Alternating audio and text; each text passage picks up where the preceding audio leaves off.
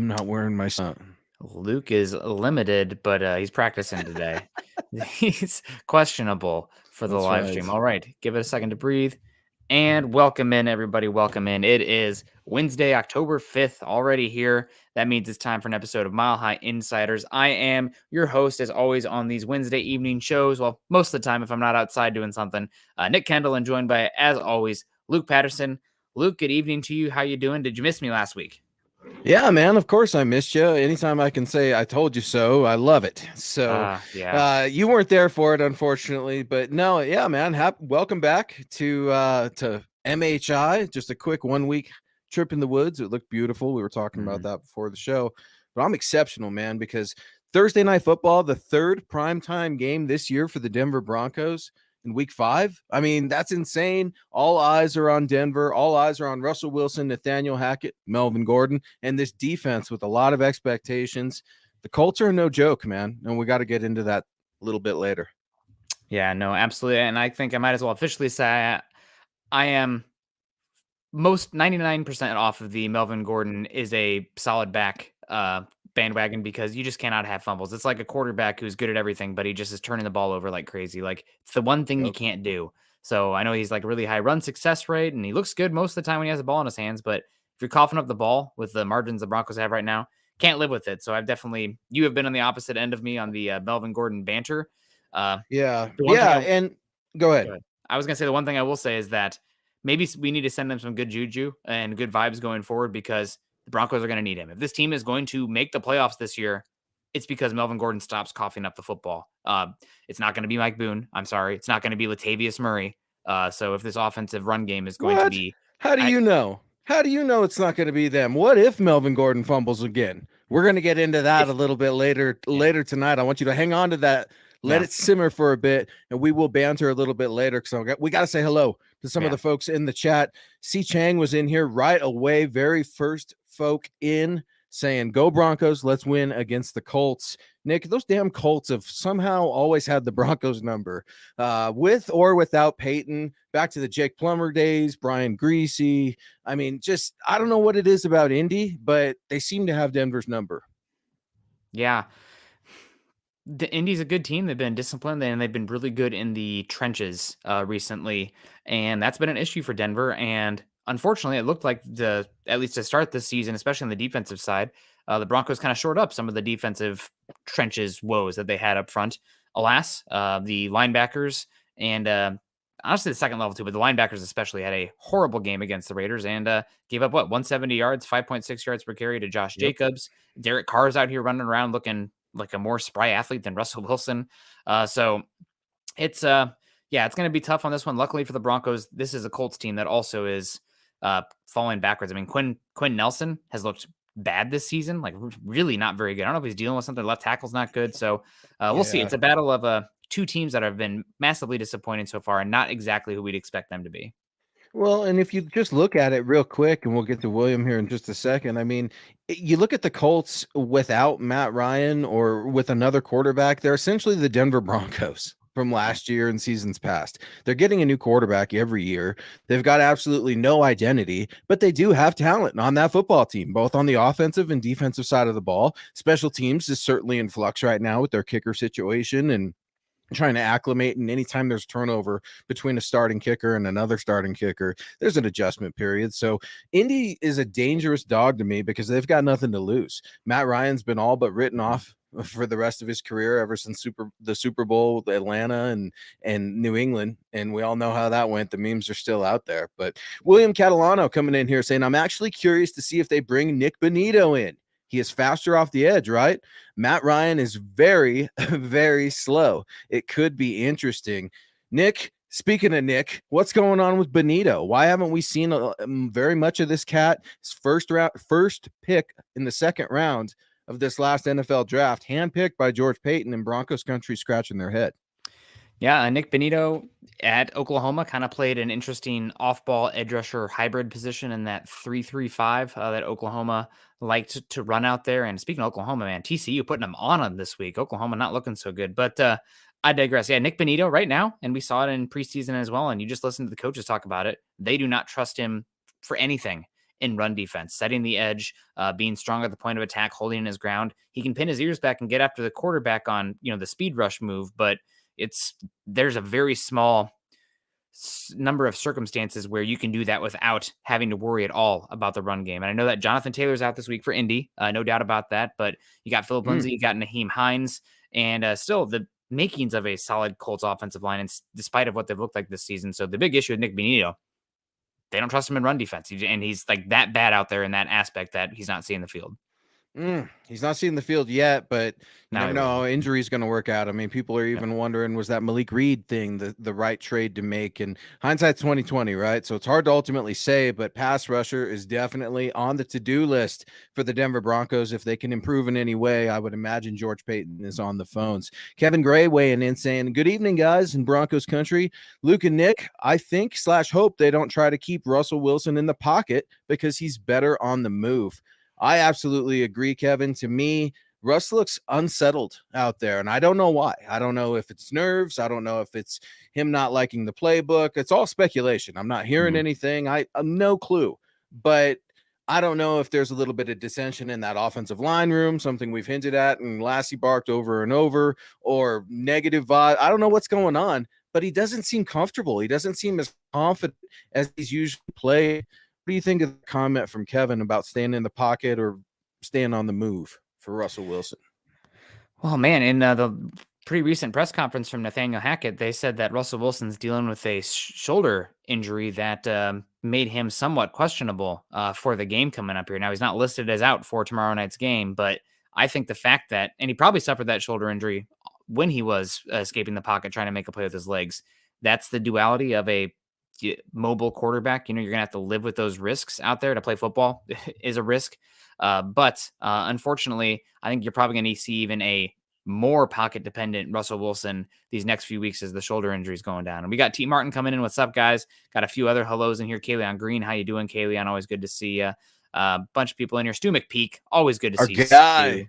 What's up, Stu? Hope you're doing well, man. Stay safe out there. Yeah, new pick from Stu. Hi, all. Still supporting my Broncos. Absolutely. Dom coming in saying, good evening, Luke, Nick, and Scott in Broncos country. Hopefully we can get the win tomorrow night. Yeah, absolutely. We'll be getting into that game here pretty soon. And this is my first show since watching this Broncos-Raiders games last week, too. So I got plenty to say, plenty to talk about. Let's say some more people, say hello to some more people in here. Of course, we got Tim B saying, woohoo, I did a chat. Pretty good. Good job, nice work, Tim. And he said the team looks like a right-handed person trying to do everything with their left. Everything's there, but it's misdirected. Yeah, it's just disconjointed right now. Does seem like the offense. I like that a lot. I guess I've never really thought about it that way. And I had someone tell me today, at least I couldn't believe I heard it. And I'm wondering, I'm not sure if I agree with it. So I'll just ask it, pose it to you and everybody else. They said, at least with Pat Shurmur's offense, you could see what he at least wanted to do. He couldn't execute it or it was, completely irresponsible and reckless. But I thought about it and I'm like, we do have the pieces, but everything feels so sporadic, so random without any rhyme or reason. I mean, what do you subscribe to with what's going on with the Broncos offense? I think honestly, it's pretty simple. And I'm definitely a personnel guy over, the scheme and whatnot. I didn't think the play calling in this last game was horrific. The third quarter, we can debate it all day, but I thought it was better, improved. It could have been better, but the Broncos offensive line, specifically in the run blocking aspect so far this year, has been freaking dreadful. Just painful to watch. And I don't want to, I've talked with Graham Glasgow a few times. Seems a good guy, but running this outside zone scheme, he can't reach that level. Lloyd Cushenberry's just getting beat across his face constantly. Dalton Reisner, I know he had a good rookie season. He's the hometown kid. He's been bad out there. I mean, he has. Yeah. And then you got Bowles reverting back to old habits. Yeah. And, we're just trying to survive with Cam Fleming at right tackle, going against Max Crosby or Chandler Jones. Yeah. That's an absolute nightmare. But then the Colts have a couple of guys. Maybe you've heard of them, Nick. Some guy named Kwity Paye and Yannick Ngakoue. I probably butchered that. These guys, if you don't know their name, you're going to know them on Thursday night because these pass rushers are dominant. I know that this young cat from Michigan, right, Kwity Paye, he's still a little raw, but he's on the rise. And if there's ever a time to have a coming out party for a young pass rusher, it could be on prime time in Denver. Yeah, absolutely. And I want to keep talking about that Colts team here in a second. But first, I want to say hello to Kathy Lund. Good evening, fam. I just hope everyone's having fun. Everyone has fun. Yeah, absolutely. Seriously, no more injuries, too. Yeah, that's a big one. My heart breaks for Javonte Williams. He broke almost everything in Dude. his leg. I mean, Okay. we'll see what happens with him. But like the last time I remember a knee getting that torn up for like ACL, MCL, and the PLC or PCL was for some reason Devontae Culpepper's knee in Miami comes to mind. So we'll see what Javonte Williams looks like after this. But tearing all three of those ligaments is, I Mm. mean, I don't know what he's going to look like after this. To be completely honest, hope for the best. Miguel That's coming when into I'm going to argue with you this spring or in winter into the draft about drafting a running back, perhaps. I don't know. That's it. They're a dime a dozen. I agree. Don't spend a premium draft pick on them. But running back, I mean, they're already getting guys in and out, right? Some new running back is in town. Some New Orleans Saint. Latavius Murray is in the yeah. house. Very curious to see if he's just going to be kind of put on the burner for a little bit or if he's going to be thrown into the mix with Mike Boone and Melvin Gordon. We'll definitely see, and we'll put a pin in that. Sup, Miguel, coming in here saying, Sup, fellas, hope all is good. I'll be at the game. Hope to make it 4-0. LOL, Nick. Yeah, well, have fun. And if you're a good omen, then that would be great. We also, David's in the house. David Mickelrath, always good to see David saying good evening. Broncos Country, Nick, Luke, and Scott. Michaela Parker, too. Hi, family. Nice rocking that Demarius Thomas jersey. Dyke R.I.P., baby. Rattler, boom. Bobby Robbie's coming in. Good. What's up, Broncos Country? Colin Wood saying, let's go, Ezekbo out there in Nebraska. Nebraska could certainly use him. I think they won this last week, beating Indiana. Good for them.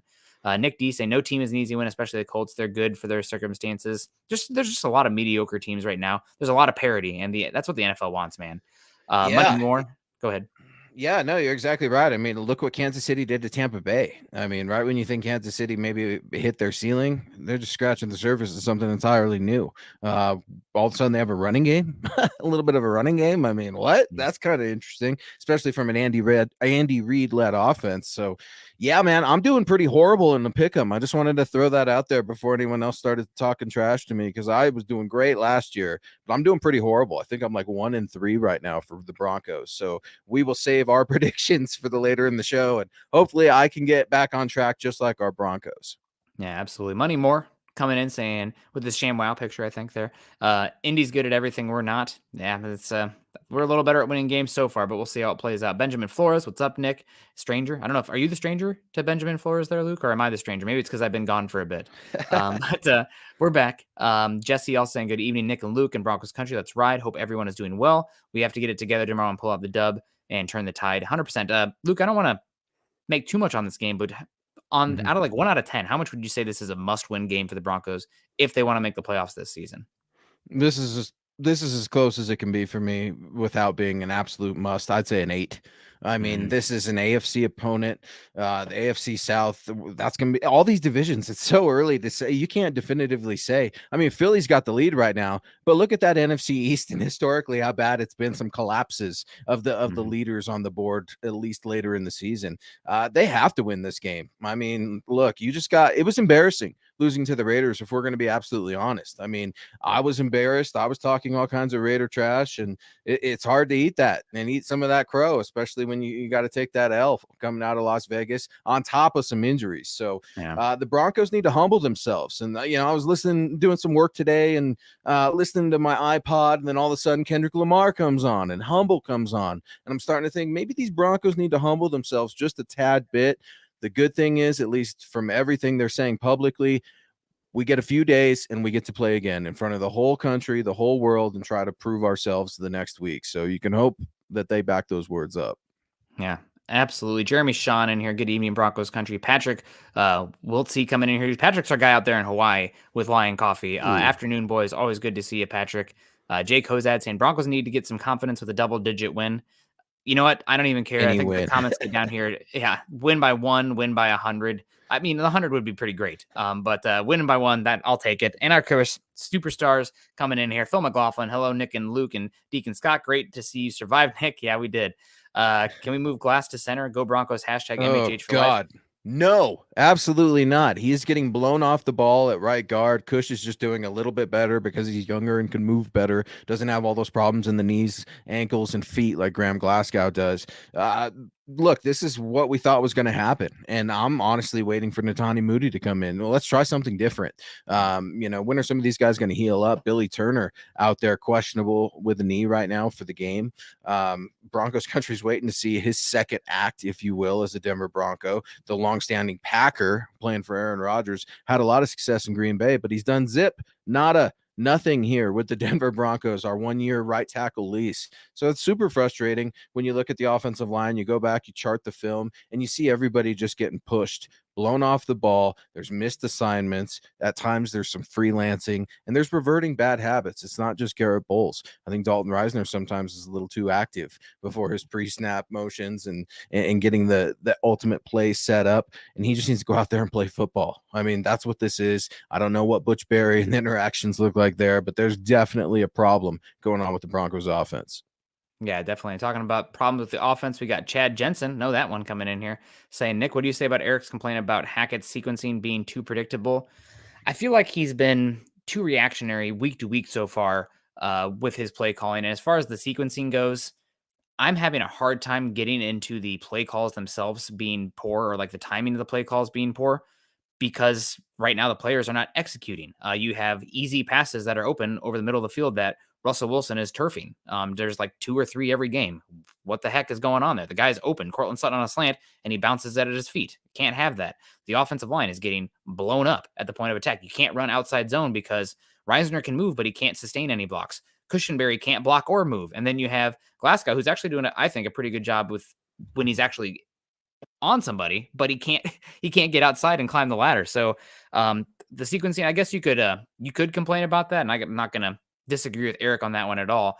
But it's so far down the line of issues for me with this offense right now because they can't even do the simple things. So to get on the sequencing is hard for me. Yeah, and the sequencing is hard for me too. I wish there was sequencing because then it would make some sort of sense to me.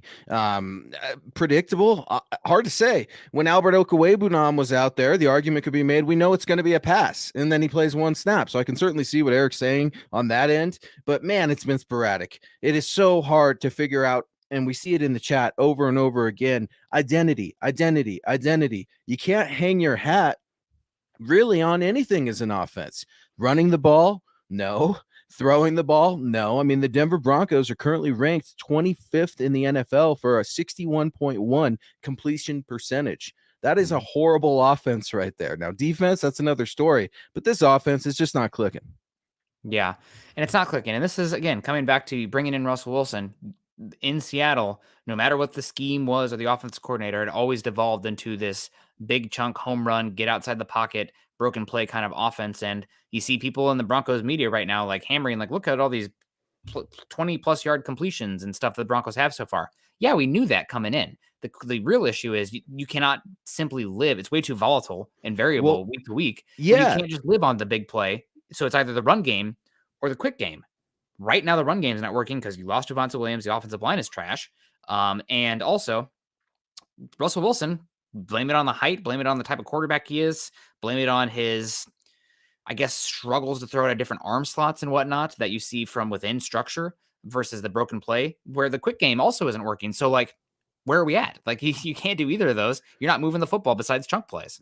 Yeah, I do wonder if he's trying to transition himself into a new breed of quarterback, a la Tom Brady. Maybe if I take care of myself a little longer now, I'll be able to play.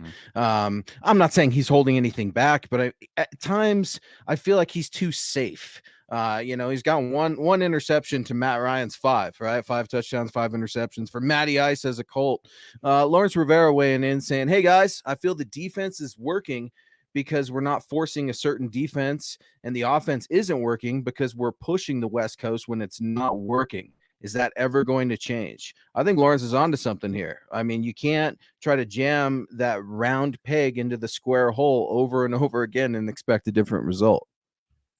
Yeah, no, it's not working right now. But like I've been saying over and over again on here, let's give it 8 weeks. Let's see what it looks like at 8 weeks because there's enough of a Yes. sample size then, different types of opponents. Uh, I think right now we have enough of a sample size to say that this offensive line, especially in the run blocking department, is not good enough. But the other aspects of the offense, can they get it going? And we saw KJ Hamler get the 55-yard touchdown. Well, we need to get more of that out there. We need to get more Jerry Judy involved. Right now, it's Cortland Sutton, and even more so with the issues with Javonte Williams going down. But we'll see how it plays out. 8 games though, and this is one where the Broncos need to get it right. But I'm concerned. Kenneth Booker coming in 499 super. Good to see. Kenneth says, do you think with Montreal playing so well on special teams, they need to implement him in the offense to give the offense some life? Also, it's nice to see KJ Hamler. Just talking about KJ. Yeah, especially with Javonte Williams in here, you need to figure out ways to run the football and work in quick hitters. And to me, if that means, using Montreal Washington on, God forbid, jet sweeps or some sort of run actions back there, he's not going to go back there and be Deebo Samuel or Cordell Patterson. He's not 6 foot, 230 pounds, like a running back, tight end, wide receiver type. But there could be a few plays in there design wise where you get this guy a ball, high percentage play, and a chance to break something, break an explosive. Can he run the ball? I mean, seriously, you got Kyle Shanahan out there handing the ball off to whoever the hell he wants to and find some success. I'm not saying that's a trend. I'm not saying go be reckless and just put Cortland Sutton back there and ask for, a 32 ISO or anything like that. But I mean, you got to come up with something, some sort of spark. And if your quarterback's not going to do it, your offensive line's struggling, running the ball is going to be hard. KB, appreciate you so much, man. Hope you're doing well. Thank you for all the support. KB, a good friend and former contributor here at MHH, one of the fam, man, one of the best. Kevin Adamson coming in with a very generous $10 super. Thank you for joining MHI with Nick and yours truly. And Kevin saying, I wouldn't be surprised if Latavius Murray comes in and takes the starting job. He's big, he can block, and he doesn't fumble. I absolutely love it. I like Latavius Murray. I was happy with the pickup. I was surprised that we could get it done. To be completely honest, I thought Phillip Lindsay was a free agent. I didn't know he was on the practice squad. I remember when the Colts had released him, but I didn't know they had re-signed him to the practice squad. Still rumors, Nick, about Phillip Lindsay possibly being called up from the practice squad this game to face his former team.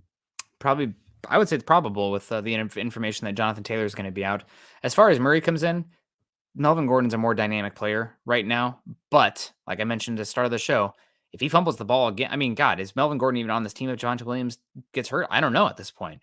But I think that Melvin Gordon's going to be given not every chance, but he's going to be the guy who gets the shot here. And there's like, listen, this is a do or die moment. You mess up again, and we're going to have to go elsewhere. But it's not just, I mean, Melvin Gordon's fumbles are the ones that hurt the most. But like Mike Boone missing blocks out there this week, dropping balls as well. It's not been good, unfortunately, that whole run game these last few weeks, which is unfortunate because there was some hope there early on. But what can you do? But yeah, Murray coming in, he looked good in the London game. Don't expect him to be active in this game, coming back from London playing Thursday night. But we'll see. It's definitely a needed addition and a good body type. He might be tired, but you know what? Like, I'm not going to try to oversimplify it. Maybe I will just a little bit. It's running back. I mean, come on, man. He's going to be a sub in this game, I hope, if he even dresses. They could also pull up one of their own practice squad running backs. It's going to be hard. We'll get to the injury report here soon, too, right before we hit mid-hour. But let's get to the Boogie Meister. Absolutely love that name. A $10 super. Thank you so much for joining MHI. Man, what is going on with Quinn Miners and Billy Turner? This is getting old. We need to figure it out. Tomorrow is going to be a tough game. By the way, hey, Nick, how was the backpacking trip? By the way, I'm glad to have you back. Yeah, no, backpacking trip was good. Had a lot of fun and surviving so far. A little bit tired, but that's okay. It's a good kind of tired. I'm a type 2 fun kind of person. Sometimes the beach with a drink and whatnot is okay for a bit, but I get bored. I want to go out there and work for something. Timothy Cotton coming in here too, saying, Luke, love your analysis, but I disagree with you on Gordon. We'll do it big time. Well, God, you know what? I think so. Luke is definitely a naysayer on Gordon, and he's been proven right so far this season. 4 fumbles in 4 games. 2 years I've been saying it, man. And look, I'm tired of it too. I'm trolling him and all this stuff, man. I'm tired of it too because it's not fun on Sundays or on Thursdays, on Mondays, whenever the hell the Broncos are playing. It's not fun. And I will say this about Melvin Gordon. He didn't get to the NFL by accident. Look, he's worked hard. He's got talent. Man, for whatever reason, it just hasn't been a good fit. That's the dirty secret about the NFL, specifically at quarterback. But at running back, I suppose you can make that distinction as well, as MG and the Broncos are still trying to figure each other out. Here in year 3 now? Is that how long Melvin's been here? Yep. Absolutely. Yeah, it's definitely been unfortunate, but he's going to get a chance now. And God, we are pulling for him to figure it out because Broncos going to need him to work it out. We got Lawrence coming back and saying, I'm wearing 30 tomorrow. There's a reason Lindsay got the okay to wear that number. Hope he balls out if he gets a chance. Maybe then Peyton will eat a crow. I'm not cheering against the Broncos. So I'm hoping Yeah, me Lindsay, too. I hope he gets his ass laid out. yeah. No, none of that. None of that. No, obviously you don't want anybody to get hurt. Phil, man, here's the thing. I posted it on my Twitter immediately after the game. Phillip Lindsay is not the answer, folks, in my opinion. Now, maybe George Payton brings him back. I'm proven wrong. It wouldn't be the first time, but that ship has sailed. Go look at the stats. He really hasn't done much with Houston, Miami. Now, whether or not they utilized him the right way, whether or not the Broncos utilized him the right way towards the end of his time here, it's hard to say. I get the fumble narrative of, look, this guy doesn't fumble. You've got a running back that does fumble. There was the battle between the two, all that stuff. I get it.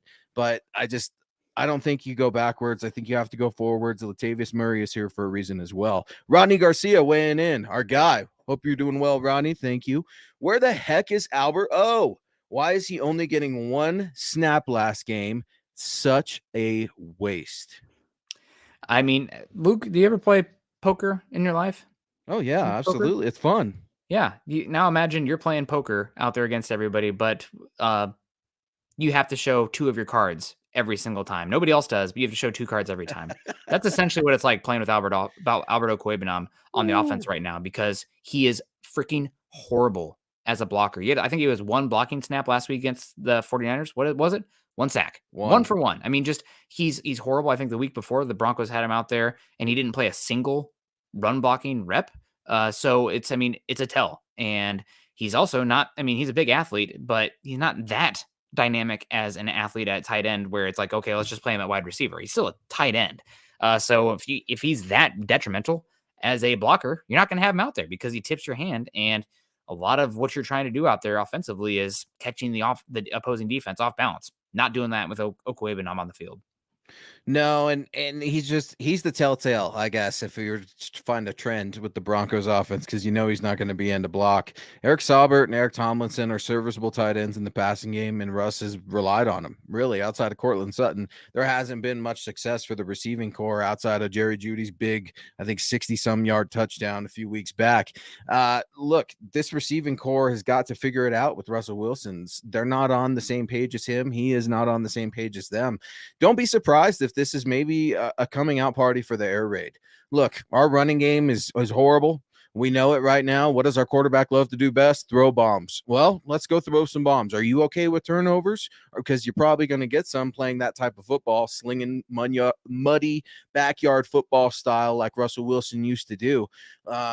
I'm okay with it. If it gets you a win, if it protects your quarterback, you keep him up. He's also designed. Look, he's a thick boy. We've talked about that before too. He can take a hit. He can absorb a tackle. He knows how to go to the ground, and he knows how to hug that sideline. So I'd like to see some Russ Wilson vintage. Just screw it. Let's go air it out then. If the run's not working, completely abandon it. Don't play this. We're going to try to keep the snaps 50-50 with the run and the pass plays because it doesn't do you any damn good when you're looking at the box score as the loser. Yeah, absolutely. And we had a comment come in here from Jeremy Bales. I'm looking for it right now, trying to play a producer and hosting here. But the Jeremy Bales over on Facebook said, can't take the Colts likely. Same situation as last year with the Browns. They ran all over us. Yeah, no, absolutely. And this Broncos team right now, they are not good enough to have the, I guess, leeway to overlook anybody. You got to look at yourself right now. But looking at the Colts as we make that transition, my biggest concern about this Colts game this upcoming week, and you kind of heard me rant about it on here a tad, but it's the Colts interior defensive line. You talked earlier about the edge rushers, Yannick Ngakoue, Kwity Paye. Those guys are good.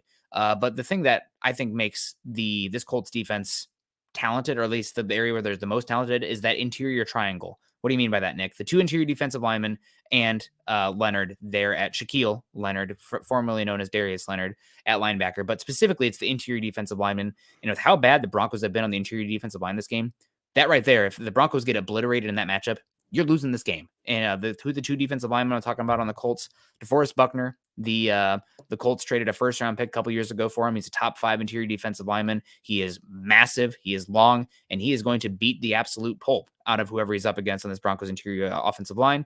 And unfortunately, also probably one of the more unheralded interior defensive linemen in football, Grover Stewart. They gave him a pretty good contract last year. He came from Southern Alabama, I want to say. He went to a small school. Loved him coming out. I think he was a Shrine Bowl and then a Senior Bowl standout as well. Both those guys, really good interior defensive linemen. The Broncos, man, they're going to get destroyed up front again. 5 weeks in a row, the interior offensive line. I guess ever since Quinn Miners has gone out. Yeah, Quinn Miner's out with that hamstring still, and the Broncos are feeling the effects of that still.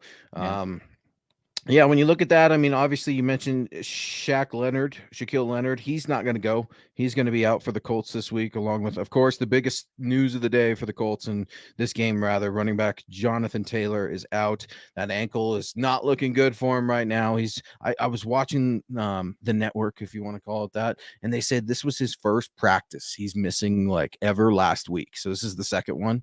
And it's like, wow, man, that's just an Iron Man, even in practice. But Naheem Hines, get familiar with that name because he's no joke either. They had a really good 1-2 punch last year, struggling a little bit this year in the running game and that offensive line. They've got talent, but they're not putting it together either. And it's going to be interesting to see how they utilize their running backs as well. Is Phillip Lindsay going to try to catch a little? I see it in the chat here. Phil can't catch. They're not utilizing him the right way. Never had a chance, all these sorts of things. We will see on Thursday night. And here's our guy, GLP, Gary Leeds Palmer, coming in, a great friend of the show. What's up, Nick, Luke, and Scott? Whatever it takes, go Broncos. Absolutely love it, Gary. Thank you so much for all your support, sir. Yeah. And just talking about looking at this game right now, I see a comment in here from somebody just how crazy the parity has been in the league this year. Colts, they've looked poor this season in a lot of games. This team beat Kansas City just a couple weeks ago. And Kansas City then went into Tampa Bay and put up 41, I think 31 or 41 on Tampa Bay's defense, who had been like allowing single digits before that. So it's crazy week to week. You definitely can't overlook anybody. And this Broncos team coming off of a short week and a disheartening game to the Raiders could easily lose this game. I think. Do you know what the line is, Luke, on this one? I think plus 150 on Indy and plus 3 on the spread. So Denver's favored by 3. Yep. Okay, that sounds about right. But yeah, no, according to Yahoo Sports here, real quick as I pull it up. So yeah, I mean they're pretty close. And to add to your point, I mean we're saying Indy's no joke, and then we say Jonathan Taylor's out, and people are looking at us like, are you guys crazy? No, when you look at it, I mean they've got the 6th ranked offense in the NFL for passing yards, just over 1,000 at 1125. They're 10th in completion percentage with Matt Ryan at a 66.2%. The good news, I guess, for Broncos country, they give up a lot of sacks, right? And when Matt Ryan gets hit, when he's under pressure, he loves to fold and give that ball up. So defense needs to come away with a turnover. They've only got 1 right now this season. That is not good enough. Paul coming in saying, isn't it fun to be on prime time while struggling? I was thinking about that today. I mean, they're 1-1 right now in prime time. We're going to figure out what's going to happen here on Thursday Night Football. But when it's good, it's good. And when we beat the Niners, of course, because we were out there. When the Broncos beat the 49ers, that felt really good, even if it was by the hair on our chinny chin chins. The Seattle game, you were there. That was embarrassing. That hurt. That stung. Laughing stock still a little bit of the league. The Broncos have become the joke of the league for a little bit, and it's tough, man. See your team struggling on prime time. Yeah, no doubt. And just bringing it back to the Raiders game here real quick. And we got Nick D coming in, PS2 versus Michael Pittman. Yeah, that'll be a fun one. No doubt. They have some okay talent there on Indy on the offensive side. Falling apart though a tad. But takeaways in the Raiders game. What disappointed you the most? For me, it was the run defense of the Broncos and specifically the linebackers. As much as Josie Jewell looked good in that first game, I thought he struggled versus the Raiders.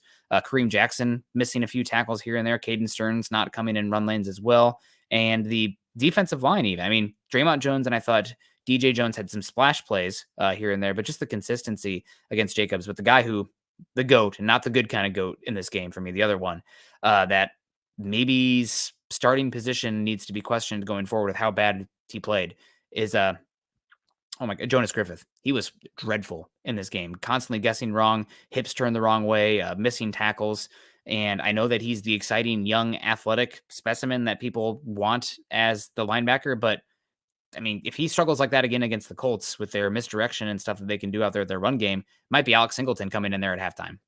Oh man, they might have to use a combination too, because when you look at the Yeah. Colts and what the Colts did, well, rather their utilization of tight end Mo Alley Cox, that guy dominated against the Titans defense that is pretty damn good. Last time I checked, 6 receptions for 85 yards, 2 touchdowns, 4 first downs, and the Titans are no cakewalk. Mike Vrabel is a very very competent defensive coordinator, if you will, and head coach. Yeah, the linebackers are definitely disappointing. We talked about the offensive line being disappointing. I thought Russ settled down a little bit more, but I see a lot of wide receivers kind of quitting on their routes a little bit. When I feel like at this point in time, I can't believe I'm going to say it, but Kendall Hinton is the best option at wide receiver that's not named Cortland Sutton. Jerry Judy's got all the talent in the world. Sure, go back, look at if he can get open, look at if he can shake guys. It's just there's no chemistry with him and Russell Wilson right now. KJ Hamler, he got his first catch, folks. I know we all like KJ. We want him to go off, but he's not being utilized the right way either. I mean, one catch, that is it for KJ Hamler. Let's run quick slants. Let's do something. I mean, simple. Let's simplify this. And if that means we're going to get beat on a 3-and-out because the defense just outmanned us, I can live with that. But right now, this is just incompetent offense, and it pisses people off. I don't blame them. Yeah, and it's unfortunate, but this team seems to be closer to a 500 team than a legitimate Super Bowl contender as it's currently constructed. But let's see how it all plays out. Duke Rose coming in here saying, "Can you imagine if Gordon fumbles, how many boos he's going to get?" You know, do your job. If the people pay a lot of money and time to go to these games, and they have a right to that displeasure. Now, I'd rather hope that people would be come into this game because, again, I'm going to say it: the Broncos are going to need Melvin Gordon to figure it out protecting the football if this team is going to make the playoffs this year, because he is your most dynamic running threat now. I think by far. I'm sorry, Latavius Murray last season looked pretty cooked to me. I know it was a 1-game sample size where he looked okay last week, but I'm not buying it as far as him long term. And Boone, I mean, had hope for Boone, but then last week just super inconsistent. So Melvin Gordon, protect the football, man, because the Broncos need you. Maybe Broncos country not ready to buy that yet, but I think the Broncos damn well need him. Yeah, they've needed him for years, and he is what he is. I'm not going to beat a dead horse. I mean, I have such a problem with his lack of accountability, how he has handled himself here. I don't get it. I'm scratching my head, but you're right. He's going to be utilized, whether I like it or not. He has to be, and maybe that's a little bit of a punishment in its own right. You can't hide from it. You got to go out there and face it, and we're going to see. We're going to see how much of a professional he is, like Nathaniel Hackett claims that he is, and his teammates have gone to bat for him. You got to respect that. No one's running him over the bus or running him over with the bus like he did Drew Lock, right? With the whole "you got to fake it till you make it, bro." I mean, and now he's the one exiting press conferences. I don't get it. Broncos country certainly has a right to be upset with this man. There's a lot of conversation on the airwaves and in Mile High City right now, Nick, on whether or not he's going to get booed to begin with. If he's out there in the first running play, will he be booed? I hope not, because Yeah. I think that's a bit of an overreaction. But I mean, overreaction. Look at all this money being paid to Russell Wilson. Look at the change in ownership and coaching, all the expectations we've bought into with the "Let's Ride" slogan and everything else. It's confusing times right now for sure, and definitely reactionary times. Yeah, no, really reactionary times. And I mean, that's the fun of the league, right? We can get mad about this stuff and huff and puff because it, beats the hell out of screaming into the void. Zebulon coming in here saying if Gordon fumbles again, he might have to put on a coat and a hat and hide on the sidelines. He might get stuff thrown at him. I mean, it'll be relentless booze and not not wrongfully. I mean, he's a human being, but I mean, God, it's outside the range of norms how much he's fumbled it so far this season. It's like you have one job at this point. I think Justin Houghton even talking about maybe not fighting as hard for extra yards, just go down. I mean, how we're talking, middle school kind of football coaching there. Like, oh, you keep getting your bell rung. Maybe you should go down sooner, which is it's frustrating, but it's where we are right now with the fumble issues. And it seems maybe even a case of the yips. But hopefully they'll get it figured out here. Because again, I think the Broncos are really going to need him if they're going to be making the playoffs. And we got Nick D saying he's a human that gets paid millions of dollars. Yeah, he is, and that's why it's okay to criticize him. But at the end of the day, he's still a human being. We don't have to get personal with it, which is sometimes people cross that line. He Criticize the play. crosses it too. It's a line that we all, I say we. I know I've crossed it before. He's crossed it before. And like you said, you try not to make it personal or anything like that. But it's just at this point, I'm at the point now where it's like Nathaniel Hackett, Justin Outten, this is on you. Like, if this man fumbles tomorrow, how much is it really on Melvin Gordon at that point? Considering you do have other running backs on your team. I know. None of them are named, Alvin Kamara, Dalvin Cook, or anything like that. But look, not too long ago, we were talking about a punt returner named Isaiah McKenzie, who was put back time and time again and fumbling the ball on punts. And now all of a sudden, he's being utilized in a different way up in Buffalo, and things are working out for him. I mean, sometimes it's change of scenery. I don't know, but I hold the coaching responsible if Melvin Gordon fumbles it. Period. Drops a ball. Period. It's on the coaches at that point, because you've seen what you've seen, but you definitely wonder how short that leash is. My Ed Swayze, my guy, coming in saying we should have drafted Chad Muma. You know it. I absolutely loved that cat coming out of Wyoming. I love everybody coming out of Wyoming up there. I got this Wyoming thing going the past few years. McKenzie's looking great in Buffalo, says Rodney Garcia. Did you catch that Buffalo Baltimore game at all last weekend? Yeah, great game. Man, what a great game. Lamar Jackson, Josh Allen, two good, solid defenses in the weather. That's what you want coming in fall football. Yeah. No, absolutely. It'll be, man, hopefully the Broncos can figure it out. And Jeff Noyes, yeah, so much negativity. Sorry, Jeff, if it's coming in here. Is Russ cleared to play tomorrow with the shoulder injury? It does sound like Russ is going to play. But Luke, I think you had an injury report that we wanted to get into, with some guys officially out and some questionable as well. Yeah, so right now you've got outside linebacker / edge Jonathan Cooper with a hamstring out, safety PJ Locke concussion out, offensive guard Quinn Miners hamstring out, offensive linebacker Aaron Patrick concussion. That's a big one for special teams for me. Real quick, my quick little anecdote: you go back and you watch film, at least for special teams. Yes, I've started to do that. Aaron Patrick is in on so many different tackles. He's got great hustle. So that's a bummer for your special teams. Questionable, you have wide receiver Tyree Cleveland with a hamstring. All these hamstrings, Knicks.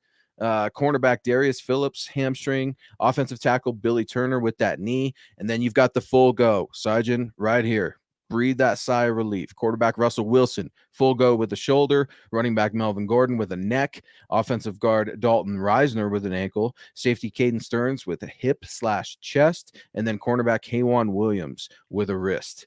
Of course, the news of the week that was horrible: Javonte Williams out on IR, ACL, LCL tear, and then Randy Gregory on injured reserve awaiting surgery as well. The Broncos got some nasty injury news this week, Nick, and it's tough. It's tough that way in the league. It's never comes at a good time. Hopefully it happening early allows George Payton a little bit more time to maneuver and make some different moves. Yeah, hopefully. And also, this is where you hope your second round pick steps up, saying somebody said we should have drafted Muma. Well, now's the time for Benito. He's going to get a chance to play this week. And Baron Browning as well, who flashed a lot in the offseason and some early on. Then, did he have a hamstring injury? Did he suffered some sort of injury that was on the injury Who's that? report? Baron Browning. Baron wasn't on. Yeah, he wasn't on there. Like an ankle or a lower leg, maybe, or something like that. Yeah, absolutely. I think you're right. So, this is the NFL. Things happen like that, but hopefully this is a get right game for the Broncos defense. This seemed like early on, this defense was going to be the backbone of this team. And last week they looked pretty poor. Unfortunately, I think for the first time this season, I guess besides the first half of the Seattle game, looked pretty damn poor. This is a get right game for the Broncos, though. Luke, DVOA. Obviously, you're familiar with it. Football Outsiders, the Indianapolis Colts, dreadful according to DVOA this season. Their DVOA so far, and it's only through 4 weeks, so obviously there's still not a lot of raw data being fed into the formula, but 32nd, dead last in the NFL in DVOA so far this season, 30th in pass DVOA, and also 32nd in rush DVOA. Now they're going to be out without Jonathan Taylor. I know that we're going to miss Randy Gregory, no doubt, but this is a game where Broncos defense, I think, should get it right, getting after the quarterback and stopping it. It's just, can they win the first quarter? Because I think if the Broncos can get a lead and pin their ears back and make it easier for them up front, then that's going to play. But if they're playing from like immediately, like the Seahawks game, march down the field, you're down by 7 after the first drive. That's when your sphincters tighten a little bit and the game can get ugly. Yeah. Well, and speaking of just ugly and some play that's just nasty ugly, and I absolutely love it lately, is Draymond Jones, your Bay. Everyone else is Bay, right? It's taken me a little while to come around on this cat. He's playing at a very high level right now, and I'm looking forward to some of these battles. I mean, Quinn Miners and Draymond Jones, sign me up. I know everybody wants to see PS2 and Pittman, but this cat, one thing you can say about Ejiro Evero's defense is he loves to use the versatility with his edge and inside defenders. He moves them around, he flip-flops them, he stacks different size, he overloads, tries to disguise some blitzes, twists, turns. Absolutely love it. I'm really excited to see Draymond Jones in this game. It's at home. He loves to fire up the crowd. He's got that fiery Ohio State personality.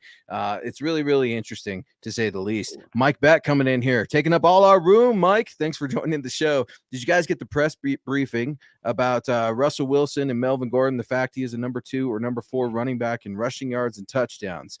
Yeah, look, Melvin Gordon is definitely a professional. He's got, I don't want to say pelts on the wall, but he is a proven commodity, if you will. He is what he is. He's a tall, lengthy, physical running back that can run in between the tackles. He has the ability to catch the ball out of the backfield. And for an aging running back, he's still moving pretty well. He's known for explosive legs. And I think the tail is definitely out of the tape on Melvin Gordon. And if you're a Colts defender, you're going to be batting at that ball. Yeah, no, it's thanks for the comment there, Mike. Sorry we couldn't get all of it. Ran out of chat room here on the characters, but what's Russell Wilson supposed to say? He's going to go out there and hype his guy up, and that's just always what Russell Wilson's done. There's a reason he's the quarterback and gotten to where he has. So if he came out there and said anything negative about Russell or about Melvin Gordon, then you take notice. But other than that, I mean, he did the right thing, and again, we're pulling for Gordon to get it right. What is DVOA? It's essentially an advanced analytic that is a power ranking, if you will, or a score that is used by the Football Outsiders.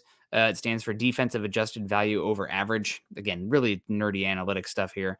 But they kind of look like not just the raw outcome of the stats teams put out, but what their opponents and what their average is. So like if you play 4 crappy opponents, but you score really high, you're going to be dinged a bit. But if you play 4 great opponents and you score average, you're going to get a little bit of a bump on it. So they kind of adjust it based on who you are playing right now or who you have played. Exactly. I know it sounds like a scary term. It's not. It's like anything else you do in your life, right? You're looking for trends. You're looking for spikes. You're looking for all these sorts of things, whether that be on your budget, your mortgage, taxes, what paycheck, what have you. You account for these things. Well, this is a tool that essentially, I don't know, if I really want to dumb it down, I like to think it grades a specific play against the rest in the league based on the same sort of scenarios and dependent variables, if you will.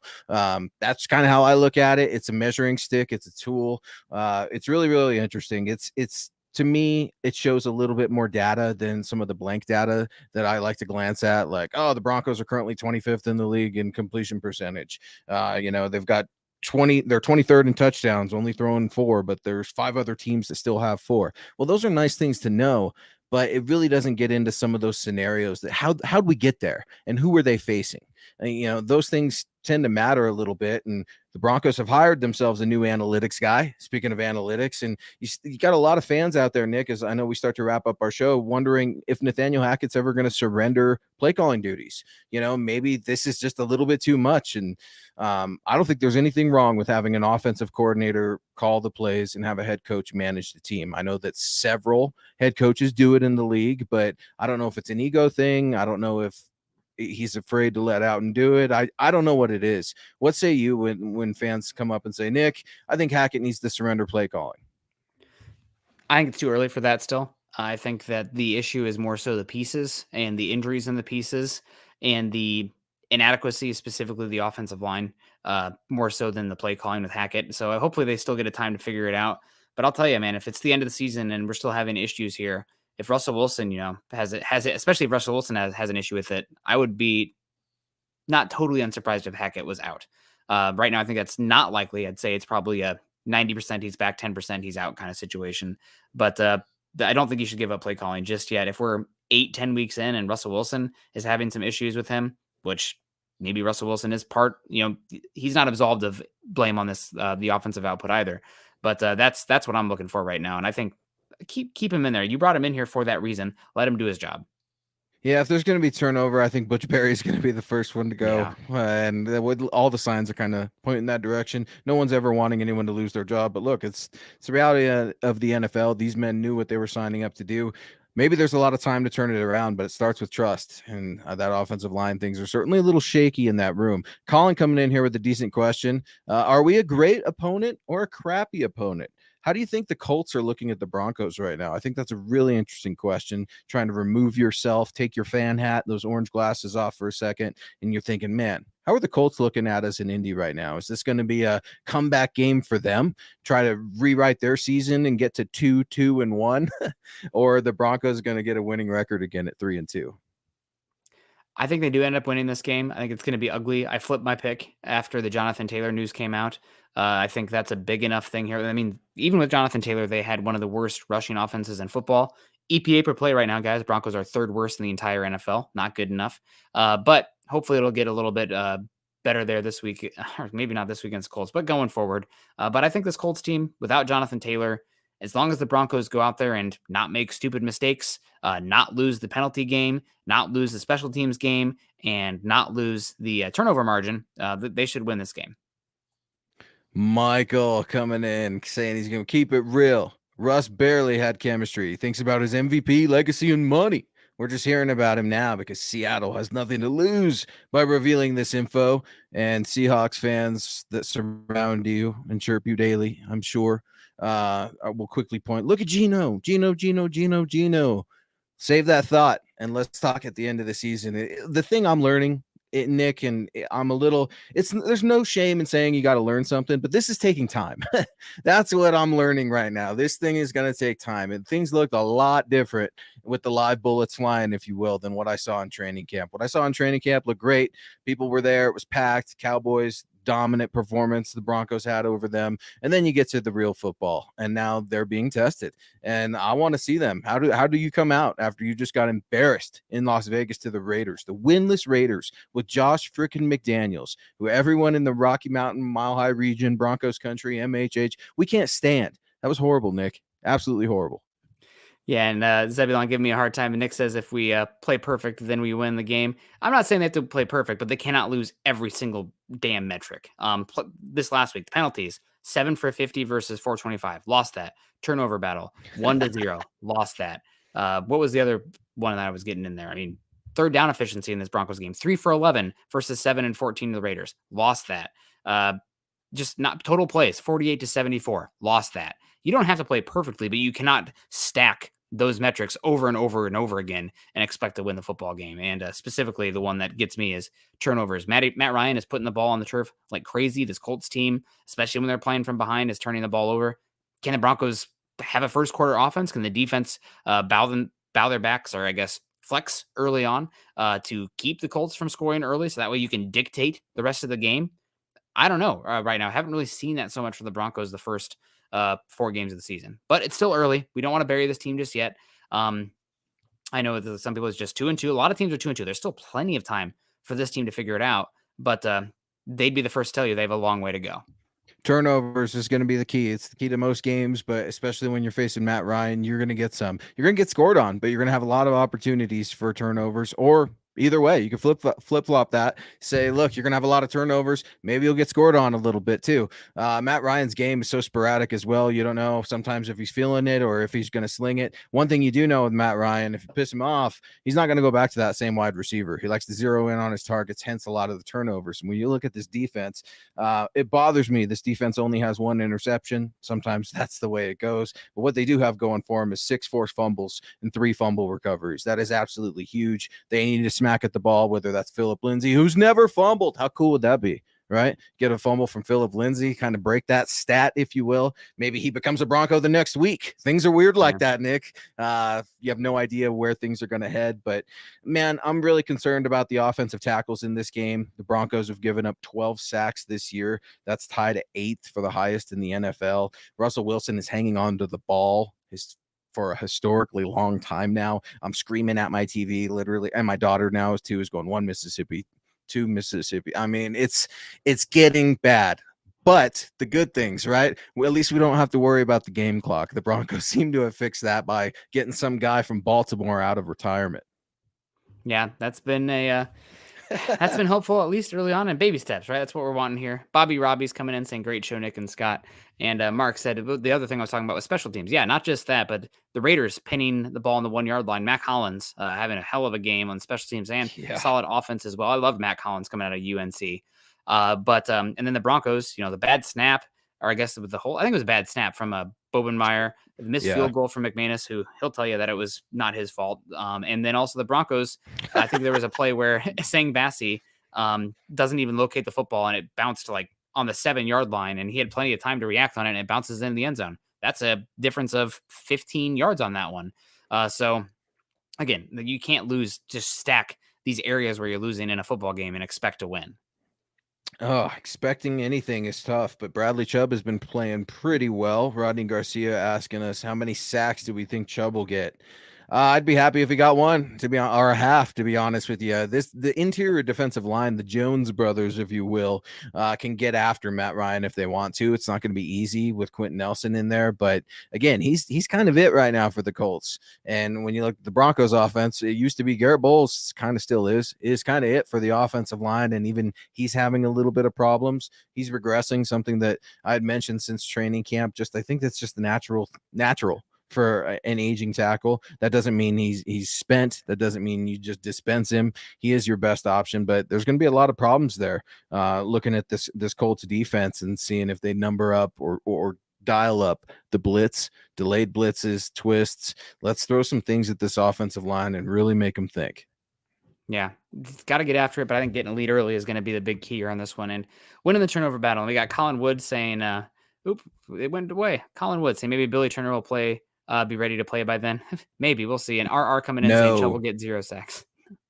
Well, oh man, he's gonna he'll get one. He'll get at least one, I think, and then maybe Baron Browning comes in and starts to shine a little bit too. He's got the talent, that's for damn sure. He's quick off the ball. I like his reach. I would like his hands to clean up a little bit, become a little bit more of a technician instead of relying on that raw athleticism that he uses. But Baron Browning, man, this town can't get enough of him. They absolutely love this kid out of Ohio State. It's a little bit of a bummer that Jonathan Cooper's out. You'd like him to contribute in some way on special teams if he could.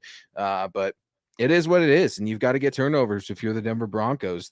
They're hanging their hat on their defense again.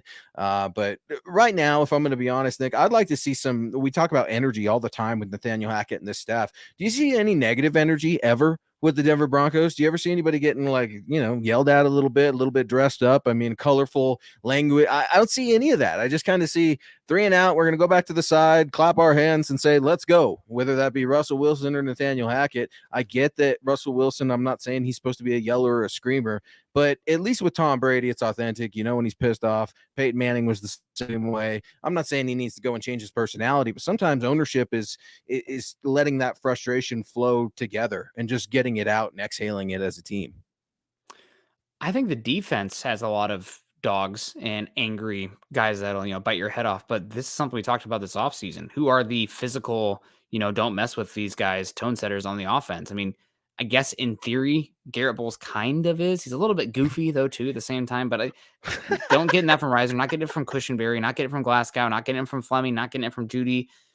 It was Javonte. It was Javonte. Javonte was the bruiser. He was your security for your. He was offense. Quiet. He wasn't out there getting angry. He'd go out there and do his job. Did you see what he did to that strong safety?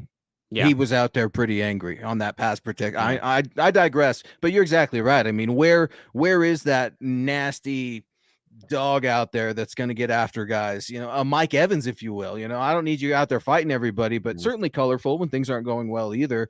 I don't know, to see some sort of that energy. I think fans would connect with it a little bit more with their frustrations, because it seems like they're frustrated over there, but they're kind of moving on a little too quickly. I think that's a opinion that I'm seeing a little bit, but it's hard to say. Tyler Brooks coming in saying Latavius Murray's a stud and he can block. Great pickup. We're going to see, Tyler. The question was out there earlier if Billy Turner's going to play. No, I don't think he's going to play. He's probably practiced just a few times, really, with this team, and he's still on that injury report. We have to see.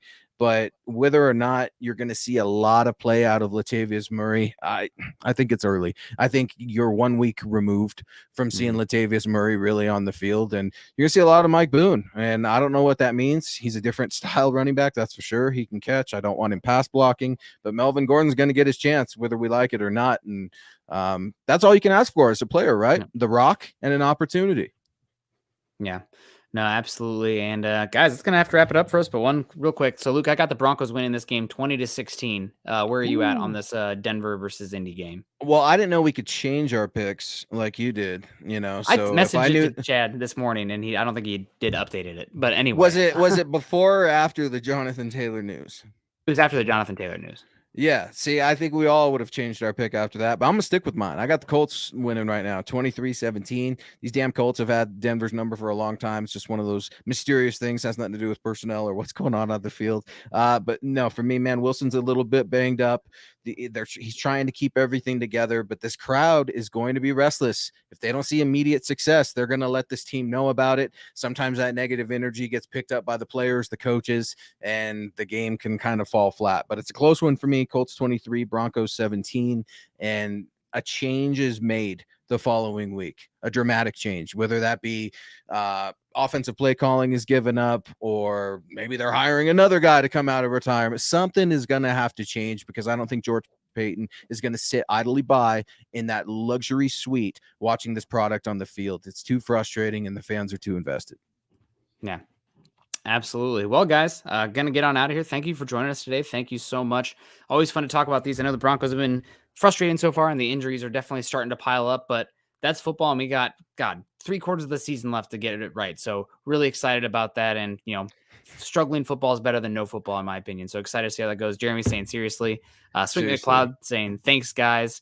And Michael, come on, man. I'm out here in the Pacific Northwest, and you don't got to be trolling us like this.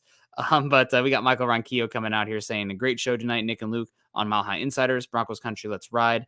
And make sure you guys are following Luke and I on Twitter. Luke is at Luke Patterson LP. I guess our names aren't up here. What's going on?